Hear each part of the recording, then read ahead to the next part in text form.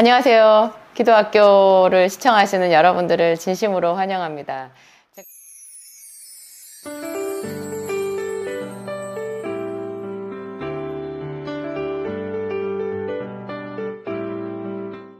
제가 오늘 준비한 말씀은요, 사도 바울의 기도예요. 사도 바울의 기도도 한 번에 다 할 수는 없고 여러 편에 나누어서 제가 이어서 할지 어쩔지는 모르지만 몇 편에 걸쳐서 할 텐데요. 오늘 제가 나누어 볼 말씀은 사도행전 16장을 배경으로 하고 있어요. 여러분들 이미 잘 알고 있는 거, 이제 사도 바울이 신라를 데리고 2차 선교 여행을 떠나가지고요.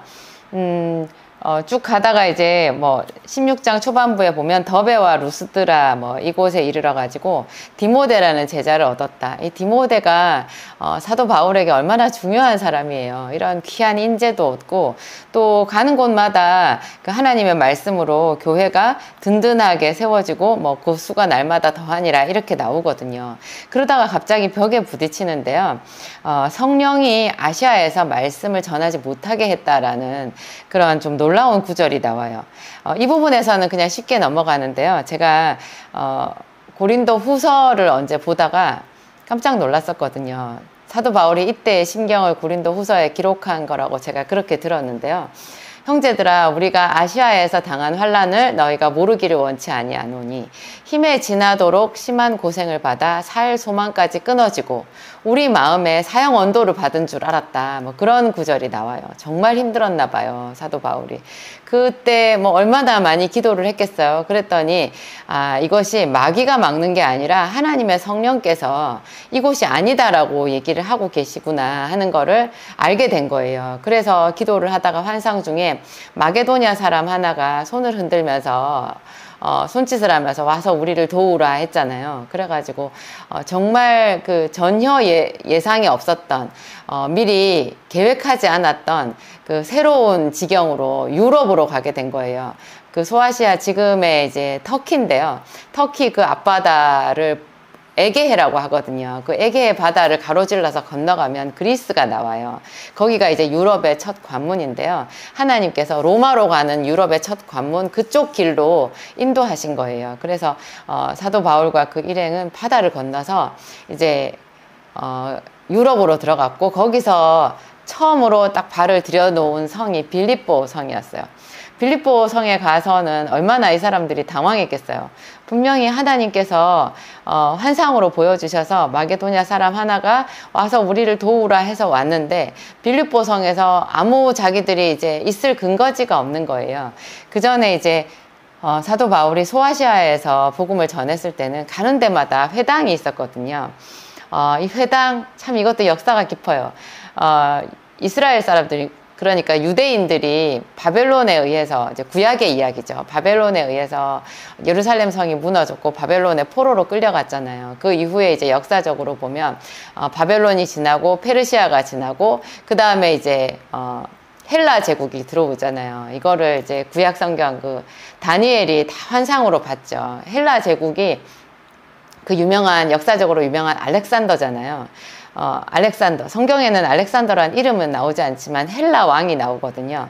그 헬라의 왕이 각 나라의 국경을 다 무너뜨렸어요. 유럽에서부터. 이 헬라는 그리스 빌립이라고 하는 마게도니아 왕국의 왕이었잖아요. 알렉산더는. 그래서 그 알렉산더 헬라 왕이 바다를 건너와서 페르시아 제국을 다 휘어잡고 인도까지 정복을 했었거든요. 인도 그 국경 근처까지 갔었어요.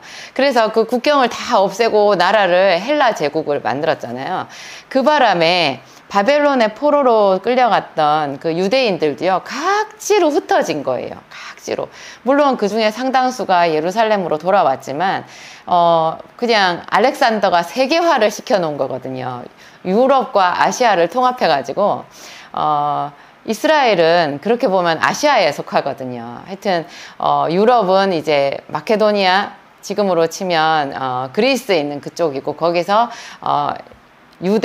유대 왕국, 예루살렘에 있는 그 유대 왕국을 지나서 저 인도까지 나라를 통합해 버렸잖아요.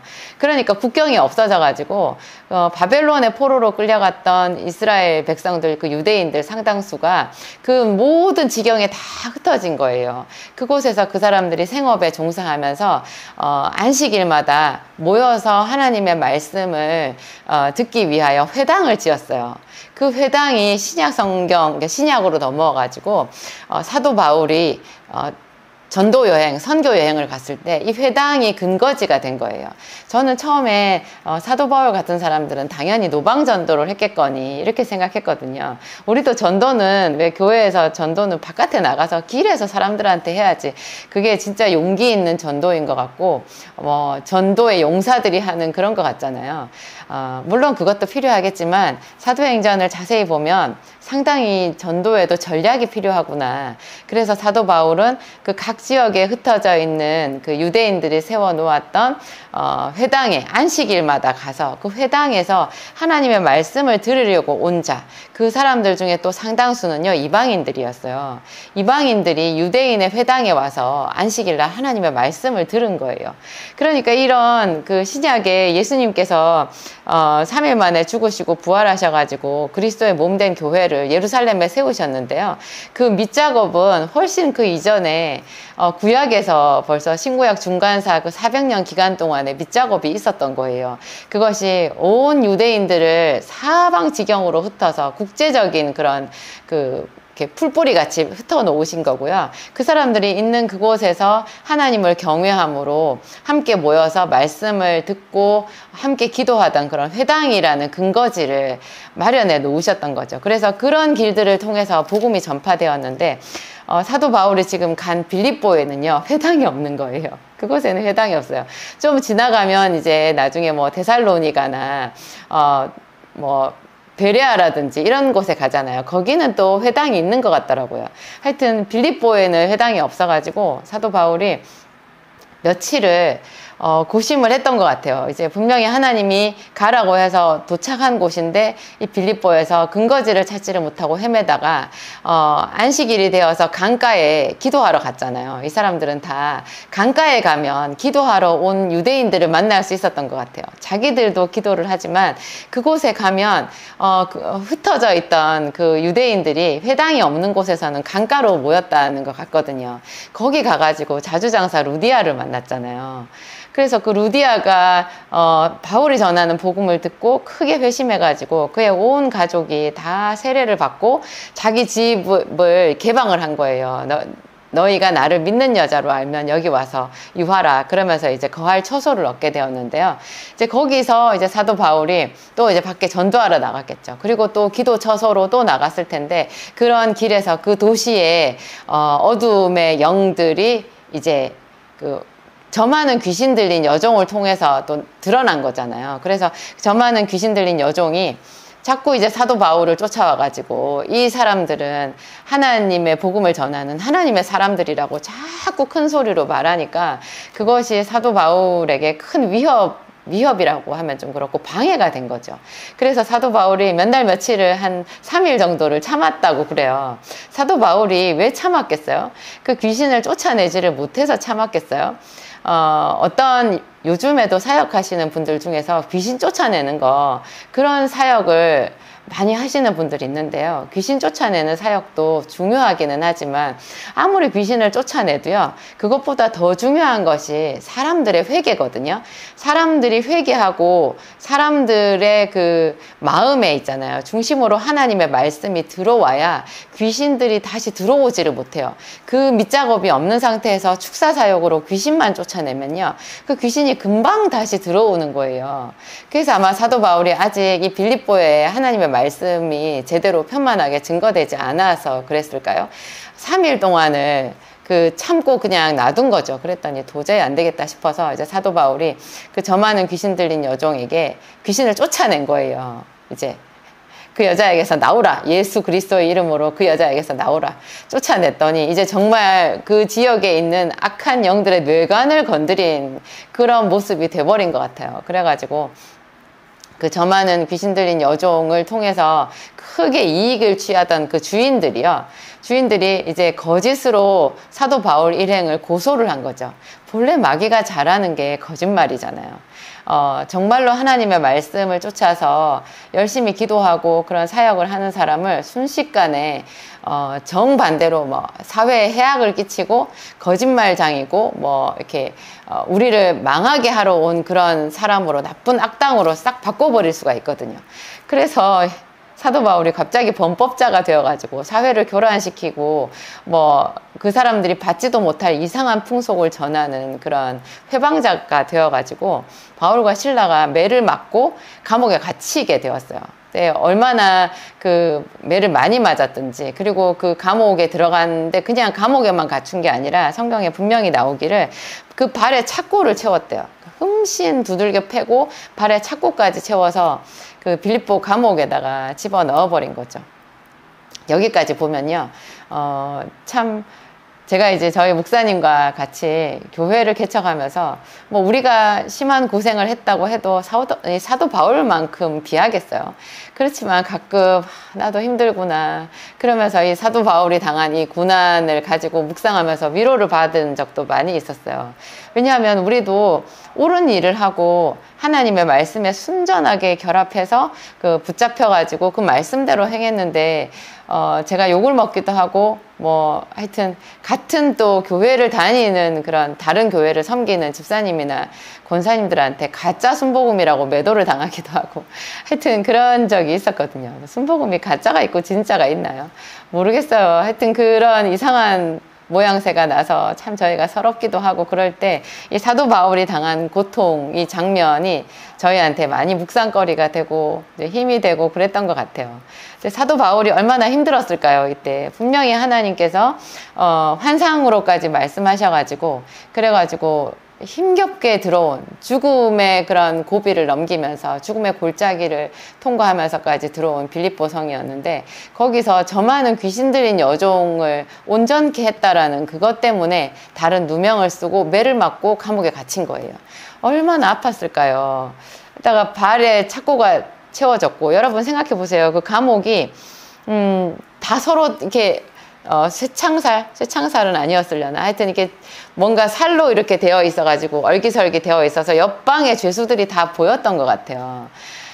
그러니까 그렇게 보이기도 하고 옆방의 죄수들의 소리가 들리기도 하는 그런 공간에 지금 처참한 모습으로 갇혔잖아요. 이런 상황에서 사도 바울이 기도를 했다는 거잖아요. 기도를.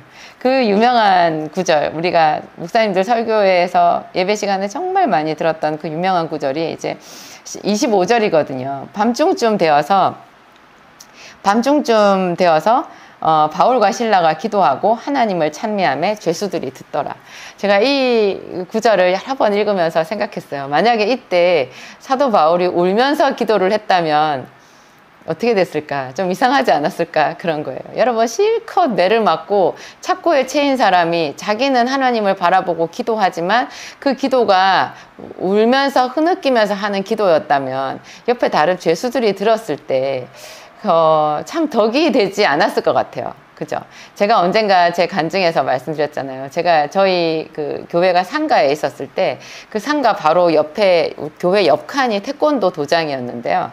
그 태권도 도장의 그 관장님이 매일 저녁마다 제가 울면서 하는 기도를 들었던 거예요. 어느 비 오는 날 밤에 제가 그날도 1시간 동안 하나님 앞에 더 서럽게 울면서 흐느끼면서 기도하고 이제 마지막에는 찬양하고 눈물 닦고 나갔는데, 그 관장님이랑 눈이 딱 마주쳤을 때 제가 뭔가 깨달음이 있었다고. 그 비 오는 날 밤에 그 아무도 들리지 않는, 아무 소리도 들리지 않는 그 상가 그 위층의 한켠에서 나지막하게 들리는 여자의 흐느끼는 소리, 그 있잖아요. 그거를 그 관장님, 그분 불신자였는데 들었을 때 그게 아름답게 들렸을까? 참 처량하게 들렸겠다. 그리고 어떻게 보면은 비 오는 날 밤에 여자의 울음소리 좀 소름 끼쳤다라는 그런 생각까지도 제가 들더라고요. 그래서 분명히 나는 하나님 앞에 잘 기도를 했다고 생각하지만 이 기도가 내가 원하지 않아도 불신자들이나 다른 사람들에게 들리고 보이고 할 수 있잖아요. 그리고 기도를 하는 제 몸에도 참 좋지 않더라고요. 저녁마다 가서 울면서 하는 기도 있죠. 정말 하나님의 성령에 온전히 도취돼서 내가 울었다고 할 수 있나. 정말 내가 그냥 개척교회 사모로서 내 서러움을 하나님 앞에 토로하면서 내가 연약해가지고 흘린 눈물도 많은 부분 있는 거예요. 그런 자각이 됐었어요. 어쨌든 여기서는요, 바울과 실라가 기도하고 하나님을 찬미했다고 그래요. 찬양하고 기도를 한 게 아니고요, 기도하고 찬미했어요. 기도가 깊어지면 그런 모든 그 주변에 막혀 있는 것들이 다 뚫리고 뭐 서러움이나 고통이나 하나님을 이해할 수 없는 그런 어둠이 싹 거쳐버리면서 그냥 완전하신 하나님, 그 감옥에 갇힐 수 없는 그 하나님, 자유하신 하나님, 그 하늘에 계신 하나님에 대한 찬양이 나오는 것 같아요. 그래서 이 찬양에 이르렀을 때 있잖아요, 옆에 죄수들이 그 찬양의 소리를 들었고 그 죄수들이 나중에 다 회개하지 않았겠어요. 간수와 함께. 그죠? 죄수들이 전부 놀래가지고 나중에 감옥문이 흔들려서 열렸는데요. 그러면 죄수들 같으면 뭐 지진으로 예를 들어서 감옥문이 열렸다. 그러면 어떤 죄수가 거기 가만히 있겠어요? 도망가지. 그런데 하나님의 권능으로 그 감옥문이 흔들리고 열렸을 때요, 이 죄수들이 아무도 도망가지 않고 사도 바울과 함께 그 자리에 있는 거예요. 그 믿지 않는 불신자이면서 죄를 지은 그 죄수들이 전부 다 복음의 그 권능 앞에 엎드렸다라는 거죠. 우리가 어떻게 그걸 알 수 있어요? 그 뒤에 이 간수가 감옥문이 다 열리고 죄수들이 없는 것을 보고 놀래가지고 스스로 자결하려고 칼을 뺐을 때 사도 바울이 유명한 말을 하잖아요. 네 몸을 상하지 말라. 우리가 다 여기 있노라. 우리가 다 여기 있노라. 거기 있는 죄수들이 하나도 도망가지 않고 전부 사도 바울 앞에, 하나님 앞에 같이 붙들려서 거기 있었던 거예요. 이것은 정말 진정한 빌립보성의 부흥이라고 할 수 있고요. 그래서 그날 그 간수도 우리가 어찌하여야 구원을 얻으리이까? 세상에 1000마디가 그래요. 우리가 어찌하여야 구원을 얻으리이까? 이런 어떤 복음에 근접한 가장 핵심적인 질문을 어떻게 한마디로 1000마디로 할 수 있냐고요. 이것은 하나님께서 감옥문만 열어주신 것이 아니라 죄수들의 마음의 문도 열어주시고 간수의 문도, 마음의 문도 열어주시고 깨달음의 영 있잖아요. 자기 죄를 깨닫는 그런 회개의 영을 동시에 부어주셨다라는 그런 생각이 드는 거예요. 오늘 제가 말씀드리는 바울의 기도, 내가 하나님의 의에 온전히 따랐고 내가 흠없이 행했지만 나에게 왜 이런 일이 생겼나, 정말 죽음에 넘겨오는 것 같은 그런 고난을 통과하고도 또 다른 어떤 위기에 처했다라고 하면 이런 사도 바울의 기도, 눈물보다 깊은 기도, 그 기도 깊은 기도 가운데서 하나님의 섭리를 찾고 그래서 그 하나님의 섭리에 온전히 자기가 잠겨들었을 때 터져 나오는 그 찬양 있잖아요. 그 찬양이 빌립보 전도의 문을 열어버린 거죠. 어떻게 보면요, 귀신 들린 그 여종의 귀신을 쫓아낸 그것보다도요, 그거는 사실 아무것도 아니고 우리는 하나님 앞에 어떤 성령의 능력을 얻고자 할 때 그런 귀신 쫓는 능력을 사모할 때가 많거든요. 그런데 요 사도행전 16장을 자세히 보면 그것이 귀신 쫓는 그 능력이 오히려 더 하수인 거예요. 여기에 비하면. 정말 하나님의 말씀에 순복해가지고 고난을 기도와 찬양으로 승화시키는 이것이 있잖아요. 정말로 영적인 전쟁의 핵심이 되는 거죠. 이게 마귀의 견고한 진을 뚫어내는 그런 기도고요. 죽은 자를 살릴 수 있는 그런 기도고, 불신자들을 하나님께로 돌아오게 할 수 있는 그런 영적인 능력 아니겠어요. 저는 평생에 사도 바울의 이 기도의 지경을 사모해요. 제가 정말 사모하는 성경의 그 몇 가지 기도 장면 중에 하나거든요. 여러분 억울한 일이 생기고 하나님이 나한테 왜 이러시나 할 때가 딱 축복의 문 앞이라고 생각하시면 맞아요. 거기서 정말 하나님이 옳으시다라는 것을 여러분들이 고백하고 거기서 더 깊은 회개, 하나님 저에게 회개의 영을 부어주세요. 저를 씻어주세요. 저를 온전하게 해주세요. 하나님께만 영광 돌려드려요 하고 고백하는 순간 문이 열리는 거예요. 여러분 그곳이 축복의 문 앞이라는 걸 생각하시면 아무것도 두려워할 것이 없습니다. 기도하겠습니다. 하나님 아버지 감사합니다. 이 사도 바울의 열정을 우리가 닮아가게 하시옵소서. 바울과 실라가 그렇게 피투성이가 되기까지 하나님 상한 몸으로 감옥에 갇혀서 하나님의 이름을 불렀습니다. 하나님 탄식하지 않고 깊은 눈물보다 하나님께 기도하며 그 섭리하심을 구하였을 때 하나님께서 응답하셔서 찬양으로 하나님 빌립보 감옥문을 열어주셨습니다. 감옥문만 열린 것이 아니라 그 모든 죄수의 마음들이 다 열렸고 간수의 마음이 열렸고 빌립보 전도의 문이 열렸고 빌립보 교회가 세워질 수 있었습니다. 하나님, 이런 놀라운 역전이 하나님 앞에 온전한 순복과 하나님 앞에 감사하는 기도 가운데 있었습니다. 하나님, 우리의 연약함을 주님 새롭게 하여 주시옵소서. 치료하여 주시옵소서. 하나님, 우리에게 오셔서 이 바울에게 주셨던 이런 깊은 하나님에 대한 신뢰 깨닫게 하시고, 하나님, 우리도 각자 우리의 삶에 있는 이 견고한 진을 무너뜨리고 승리하도록 도와주시옵소서. 하나님을 찬양합니다. 이렇게 귀한 성경의 말씀을 우리에게 들려주시고, 이 말씀 속에서 하나님, 우리가 주 예수와 함께 나아가는 길을 찾게 해주셔서 감사합니다. 예수님 참으로 길이요 진리요 생명이십니다. 하나님, 우리 주 예수께서는 하나님의 아들이시라도 받으신 고난으로 순종함을 배우셨고, 하나님, 심한 통곡과 눈물로 간구와 소원을 아뢰며 겟세마네에서 승리하실 수 있었습니다. 하나님, 골고다에서 승리하실 수 있었습니다. 우리 하나님께 자기의 영혼을 맡기노라 그 기도를 하심으로 하나님, 부활의 승리의 기쁨을 나타내셨습니다. 하나님, 우리에게 오시옵소서. 우리 한 사람 한 사람도 만지시고 우리도 주 예수의 이름으로 승리하게 도와주시옵소서. 하나님을 사랑하고 우리 하나님께 모든 영광을 올려드리오며 예수님의 이름으로 기도하였습니다.